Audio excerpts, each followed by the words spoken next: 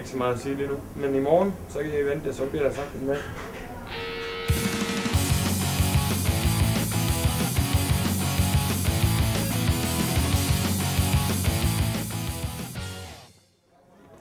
Som nogen måske har gættet, besøgte Spot på Sport denne gang en af DBU's mange fodboldskoler. Vi var med, da Åbyhøj Boldklub afholdte deres i den sidste uge af sommerferien. Hvor kommer titlen fra leg til landshold fra? Det er DBU's opfindelse. Det er jo taget ud fra det nye koncept, som man har i DBU omkring træningsøvelser og så videre fra, i fodbold i dag.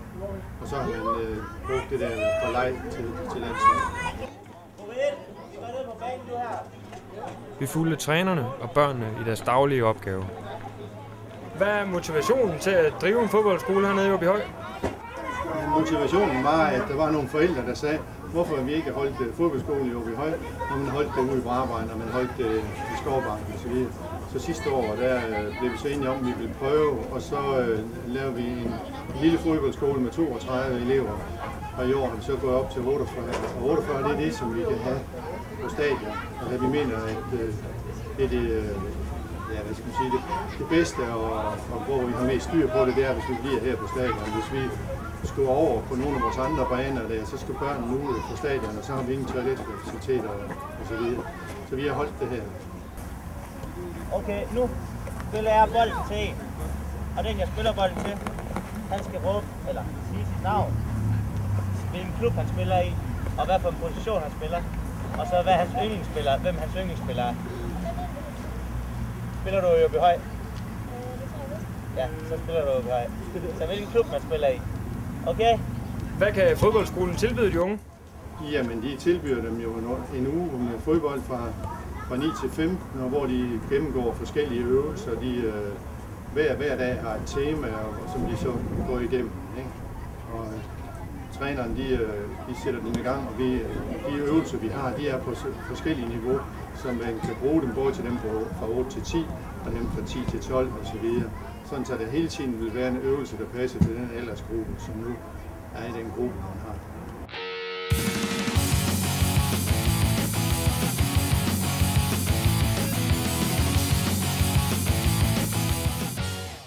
DBU-fodboldskolerne har eksisteret siden sommeren 1993, hvor de begyndte at blomstre efter landshold til Europamesterskab i 92. Og de har været flittigt besøgt siden, hvor over 250.000 børn og unge har haft en sjov oplevelse i deres sommerferie. Men er fodboldskolen for alle? Ja, det er jo sådan, at det er jo ikke kun for Åbyhøjs medlemmer. Den her fodboldskole er for alle på den måde, at man tilmelder sig over billetnet. Og på den måde så kan vi jo få spillere fra hele byen, hvis det er det, der er i år. Der er der nogen fra ASA, og der er nogen fra IHF, og så er der så nogen her på Åbyhøj. De fleste er så på Åbyhøj, jeg tror det er nogen af 30, der er på Åbyhøj. Hvordan udvælger I jeres træner? Ja, men det har vi gjort ud fra, at sidste år var der nogen, der meldte sig. Det var jo første gang, vi prøvede det. Og der var der nogen, og de træner, vi har, det er nogen, som er træner i forvejen. Ikke? Og så har vi taget dem. Og de har så været, i hvert fald Nikolaj og Anders, de har været ude på andre fodboldskoler. Hvorimod Rasmus, det er første gang, han står alene. Han har været trænerassistent før, men den her gang har han så også været træner. Så det er helt fint at have dem på egen række, så de også kan blive i klubben som træner bagefter. Hvad stiller du af krav til dem? Ja, for det første, at de opfører sig ordentligt og gå ind for det, de har med at gøre og hjælper børn og nemme at have med at gøre. Ikke? Som jeg siger, da jeg selv var træner, der sagde jeg altid, at jeg var ikke den bedste træner, men jeg var der hver gang, da jeg kom til team. Og det er jo en af de ting, som jeg også lægger vægt på i dag, det er, at de er her, og de følger op på det, de er sat til. Ikke? Så det er det samme principper, vi bruger her også.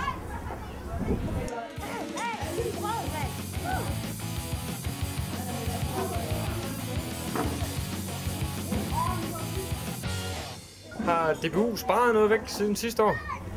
Ja, det kan jeg så ikke helt. Jo, det har de jo, kan man sige, ved at de har mistet en sponsor på frugt, og de har mistet en sponsor, altså Arla har droppet det og kommet med mælk. Men børnene, de får jo et helt fodboldsæt i år, og en fodbold, og så en drikkedum. Sidste år, der fik de kun spilletrøjen, og nogle andre gaver, en madkasse og et svæbebånd, som man bruger til at have deres ting i. Så et eller andet sted, så får man det samme, men i forhold til materialer har de sparet væk. Altså vi for eksempel, når vi er en skole under 50, så får man ingen veste, man får ikke nogle andre ting tilsendt. Så vi har selv investeret i veste og kejler. Men det er jo sådan, det er. Og man sige, ja, tiderne det bliver også anderledes. Så det har vi fundet at sige. Så det går nok. Har du selv været på fodboldskole engang? Ja, det er mange år siden, men jeg tror, jeg har været der 2 gange, 2 år ude i Brabrand. Så det er eneste, jeg kan huske derfra. Det var vist nok Sneakers Cup, tror jeg. Jeg har været forskellige steder rundt i Aarhus, så det er også sjovt at med at møde spillere fra andre klubber og sådan noget, og møde andre trænere og sådan noget. Det er rigtig sjovt. Så det vil sige, at du kendte ikke nogen af trænerne, før du kom på fodboldskolen her? Jo, på den her, der kendte jeg faktisk dem alle sammen. Men hvis man kommer rundt til, jeg har også været på fodboldskolen et andet sted i år, der kendte jeg ikke nogen af trænerne. Så kommer jeg også til at kende nogle andre trænere og kende nogle andre ting og sådan noget. Det er faktisk rigtig sjovt at være med til at prøve. Ja, tidernes morgen, der var nok på fodboldskole. Jeg tror, det var oppe i Brabrand og i UHF. Jeg er fan af Anders! Det var sgu nogle gode uger, og jeg snakker stadigvæk med et stykke af dem, som jeg er på fodboldskolen en gang. Og hvorfor har du så valgt at bruge en uge af din sommerferie på at være træner på en fodboldskole? Det er en simpel grund. Altså, for det første så er det her i Åbyhøj, det bliver holdt, og altid spille fodbold i Åbyhøj, og så elsker jeg bare fodbold. Jeg synes, det er spændende at se, hvordan de unge mennesker også spiller fodbold. Og hvis man kan lære noget videre, som jeg engang blev lært af nogle andre, så vil det bare være dejligt, hvis de kan tage det med sig. Så det er sådan en blanding af passionen for fodbold, og samtidig der er de unge mennesker noget nyt. Så det vil sige, at vi godt kan regne med at se dig hernede igen som træner næste år måske? Ja, det kan jeg være helt sikker på, at I kan. Og fra at jeg har været træner selv mange år, og så har jeg selv været på fodboldskolen, dengang jeg var yngre i 4-5 år i træk og sådan noget, så det er derfra. Så tænker jeg, at det kunne være meget hyggeligt. Og sådan en uge, så det er sgu rigtig hyggeligt. Jeg var udenfor hele tiden, det er bare kanon. Jamen, det er jo både fordi, at jeg får nogle penge ud af det, og så er det også fordi, det er sjovt. Jeg gad ikke bare tage rundt på et eller andet lærer i den her sommer, så jeg søgte det her, som jeg også var sidste år, og så fik jeg så et par uger her i den her ferie, og det har været rigtig godt. Så det vil sige, at vi godt kan regne med at finde dig som træner hernede igen næste år måske? Ja, hvis jeg kommer igen næste år, så ses vi da. Det regner jeg i hvert fald med, hvis ikke jeg antager mig at holde. Er det jer, der har bestemt, at I gerne vil på fodboldskole i år? Så det er altså ikke jeres forældre, der lige har set til snit til at få en uges fri for børnene? Ja, det kan man bestemt. Så det er altså ikke jeres forældre, der lige har set en mulighed til at kunne få fri i en uges tid i sommerferien? Nej, det gør jeg ikke. Jeg vil ikke tilfælde. Jeg tror bare, det var helt andet. Jeg så det, så et sted, hvor man kunne melde sig til, og så sagde jeg bare til mig, det vil jeg gerne prøve, så det var sjovt at spille fodbold, og det var også sjovt at bruge sin sommerferie på at øve sig lidt. Ja, vi skal lige ned til mål, Nelson! Og gøre sig klar. Så det er altså ikke jeres forældre, der har bestemt, at I skulle på fodboldskole, så de lige kunne få fri? Men tværtimod.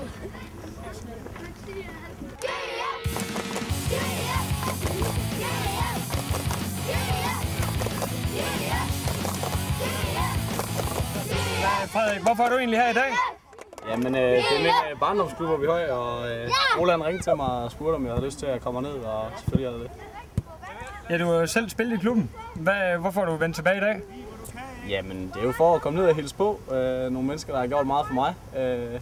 Da jeg spiller hernede, og vil gerne hjælpe til hernede. Og så håber at kunne give en god oplevelse til børnene hernede. Og så skal jeg lige høre, hvad er en fodboldskole for jer? Det er en fritidsskole. Det er en fodboldtræning. Ja. Der er bare lang. Ja. En lang fodboldtræning. Ja. Det er ligesom skole. At se sine venner og fodbold og have sjov. Det er skole, hvor du bare hygger dig i stedet for kede. Ja, altså for mig der er ligesom sådan en skole, hvor man bare allermest spiller fodbold og lærer noget fodbold. Næsten ligesom træning. Ja. Har du selv været på fodboldskole, dengang du var yngre? Ja, det har jeg i hvert fald. Desværre ikke i Åbyhøj, men jeg tror, jeg har været 4-5 år. Er I så blevet bedre fodboldspillere efter en uge her på fodboldskolen? Det ved jeg ikke. Altså, man får i hvert fald nogle nye venner og sådan noget. Men man bliver jo nok også lidt bedre af det. Altså, selvfølgelig kan du ikke blive god på alting. Vi har fundet den sidste tværbold, så man får øget sammen en del, og vi har i hvert fald trænet en masse. Så I har helt sikkert lært nogle ting, som I kan bruge i jeres klub? Ja, masser af ting. Ja. Lidt, men vi har da lært nogle nye ting. Så som hvad, for eksempel? Drible og sådan noget. Spille sammen.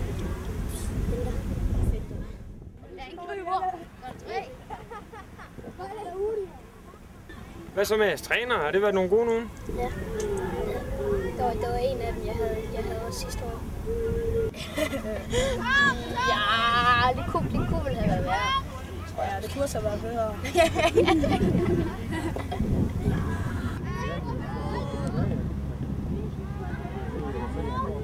Hvordan synes du, den her uge har været? Jeg synes, den har været en fantastisk uge. Godt vejr og mange glade drenge, så det er super godt. Der har været mange boldglade drenge, så... Hvad har du selv fået ud af at være her i den her uge? Jeg har nok ikke fået så meget træner-erfaring ud af det, men jeg har fået meget pædagogisk ud af det, fordi at, det er nogle små glæder en gang imellem. Men ud over det har det været pisse sjovt. Det er en uge. Har det været svært at styre din gruppe? Nej, indimellem der skal man lige fløjte et par gange ekstra, men jeg synes, hvis man lige går til den glade, så er det ingen problem. Jeg synes, det har været en rigtig god uge, og et rigtig godt hold, jeg har haft. Og det har været rigtig sjovt hernede. Altså, der har været gang i den også, alle holdene sammen. Det har fungeret rigtig godt. Hvad har du fået ud af den her uge selv? En masse sjov og lege med spillerne, og så også altså, om, hvordan man skal blive bedre som træner og sådan noget. Altså, så, det er det. Lidt rutine som træner og styre sådan nogle små børn der. Det kan godt være svært en gang imellem. Jeg synes, den har været super god, og toppen af det hele har været værd. Det har været fantastisk vejr, så man kunne ikke ønske noget bedre. Hvad har du ellers fået ud af den her uge selv? Jeg har fået en masse ud af at være omgang med børn, lære hvordan de også lærer at spille fodbold, og hvad de synes om de forskellige øvelser, og ja, bare blive klog på fodboldlivet også ved de yngre. Og nu når vi taler om børnene, har det været nemt at styre dem? Nej, det har det kraftedeme ikke. Det har nok været en af de hårdeste opgaver i hele den her uge her. Det er at have styr på børnene. Man skal jo fandme sige tingene op til flere gange, før de bliver det. Er du ellers tilfreds med arrangementet?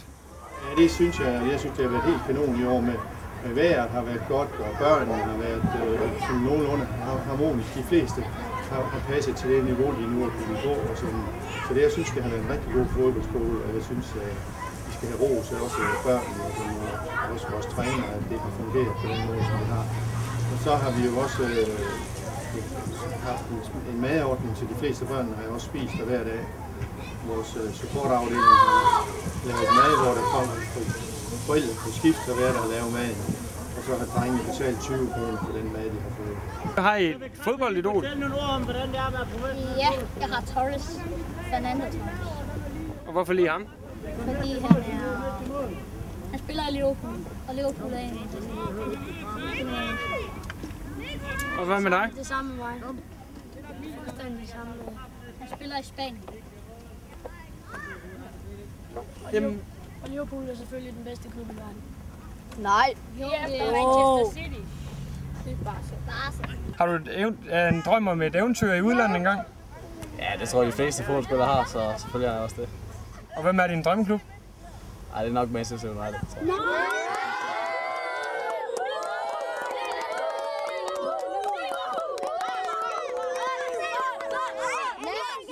Har I haft nogle spillere her i Åbyhøj, som der er inde på landsholdet? Ja, det har vi jo. I hvert fald ungdomslandsholdet. Jeg tror ikke. Så Claus Christiansen, som kom herfra, som tog til AGF som junior, når det ikke på landsholdet, han blev på U21, og det samme indtil videre. Frederik Krabbe har også været på U21, og han kæmper så for at få hans plads tilbage igen på U21. Jeg synes, at Frederik Krabbe, som har været her og lege med børn og sådan noget, vil jo gerne give lidt tilbage til klubben, og han er jo en kanonfyr. Så det har været en oplevelse at have ham på. Har klubben så lyst til at drive en fodboldskole igen næste år? Ja, det tror jeg på, og det, vi har. Og det er jo, men det er jo noget med at have nogle folk, der vil gå ind for det. Ikke? Altså, så længe jeg er pensionist, ikke? Altså, det bliver jeg jo selvfølgelig ved med at være og kan afsætte tid til det her. Så har helbred til det også, så kan jeg jo godt stå for det. Men der skal hele tiden være nogen, der skal være drivkraft i det, ellers så kan det jo ikke lade sig gøre. Så det prøver vi. Vi satser på næste år også. Havde du et fodboldidol, dengang du selv gik på fodboldskole? Det var nok mig selv, tror jeg. Det var det.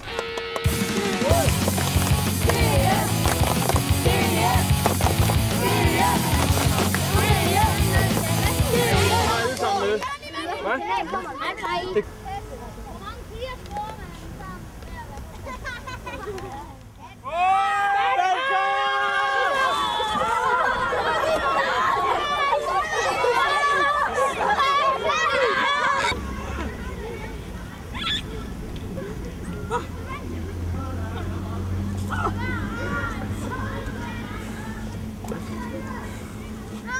Okay, det var med fodboldskole.